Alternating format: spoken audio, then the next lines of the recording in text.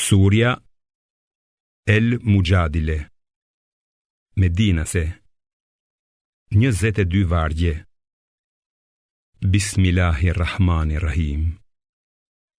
Me emrin e Allahut, të gjithë mëshirshmit, mëshirë plotit. Allahu i ka dëgjuar fjalët e asaj që diskutoi me ty për burrin e vet dhe ju ankua atij. Allahu e dëgjoi bisedën tuaj, sepse ai dëgjon dhe sheh gjithçka. Ata midis jush që i ndajnë gratë e veta, duke u thënë se ju duken si nënat e veta, duhet ta dinë se ato nuk janë nënat e tyre. Nënat e tyre janë vetëm ato që i kanë lindur ata. Fjalët që ata thanë janë të pahishme dhe të pavërteta. Megjithatë, Allahu është falës dhe shlyes i gabimeve. Ata që i ndajnë gratë e veta në këtë mënyrë e pastaj duan të kthejnë mbrapsht atë që thanë, duhet të lirojnë një sklav apo sklave para se të preken përsëri. Kështu ju urdhërohet. Allahu i di të gjitha ato që bëni ju. Ai që nuk gjen ndonjë sklav për të liruar, duhet që të agjërojë 2 muaj rresht para se të preken si bashkëshort. E nëse nuk mund ta mbaj agjërimin, atëherë duhet të ushqej 60 të varfër. Kjo që të tregoni besimin në Allahun dhe të dërguarin e tij. Këta janë kufijtë e Allahut, ndërsa për jo besimtarët ka vuajtje të mundimshme. Vërtet, ata që i kundërvijnë Allahut dhe të dërguarit të tij do të poshtërohen siç janë poshtëruar ata para tyre. Ne kemi zbritur shpallje të qarta, kurse për jo besimtarët do të ketë vuajtje poshtëruese në ditën kur Allahu i ngjall të gjithë e i njofton për veprat që kanë bërë. Allahu të gjitha i ka shënuar, edhe pse ata i kanë harruar. Allahu është dëshmitar i çdo gjëje. A nuk e diti se Allahu di çdo gjë që është në qiej edhe në tokë? Nuk ka bisedë të fshehtë midis 3 vetave që ai të mos jetë i 4-ti. As midis 5 vetave e që ai të mos jetë i 6-ti.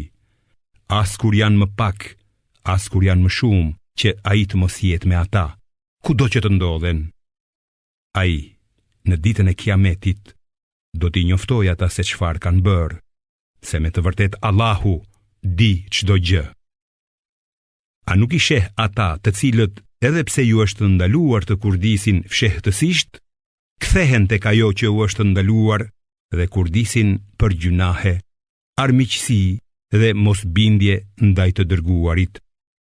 Kur vinë te ti, ata të përshëndesin me fjalë me të cilat Allahu nuk të përshëndet kurrë dhe thonë me vete: pse nuk na dënon Allahu për këtë që po flasim? Xhehenemi është një dënim i mjaftueshëm për ata. Në flakët e tij do të digjen. E sa vend banimi të tmerrshëm që është ai.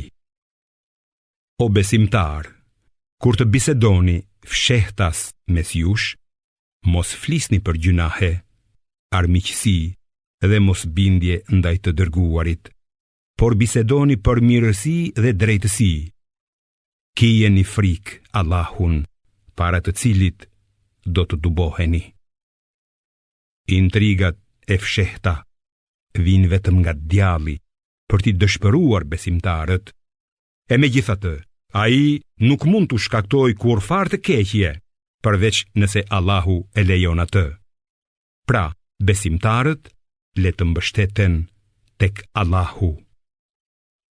O besimtar, kur ju thuhet t'u hapni vend të tjerëve në tubim, atëherë bëni vend se Allahu do t'ju bëj vend në xhenet.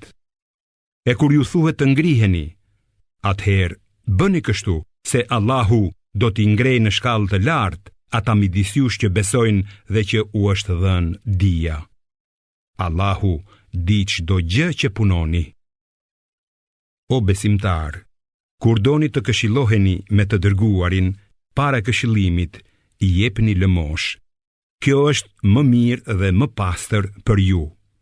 Po, nëse nuk keni, Allahu me të vërtet është falës dhe mëshirë plot. A mos po friksoheni që para këshillimit tuaj të jepni lëmosh? E nëse nuk jepni, e Allahu ju a ka falur, atëherë kryeni namazin, jepni zeqatin dhe dëgjoni Allahun e të dërguarin e tij. Allahu di çdo gjë që bëni. A nuk i sheh ata hipokritët që shoqërohen me njerëz me të cilët Allahu është i zemëruar? Ata nuk ju përkasin as juve o besimtar, as atyre. Ata me vetëdije betohen në gënjeshtër se janë besimtar. Allahu u ka përgatitur atyre dënim të rënd, sepse është vërtet e mbrapsht ajo që bëjnë.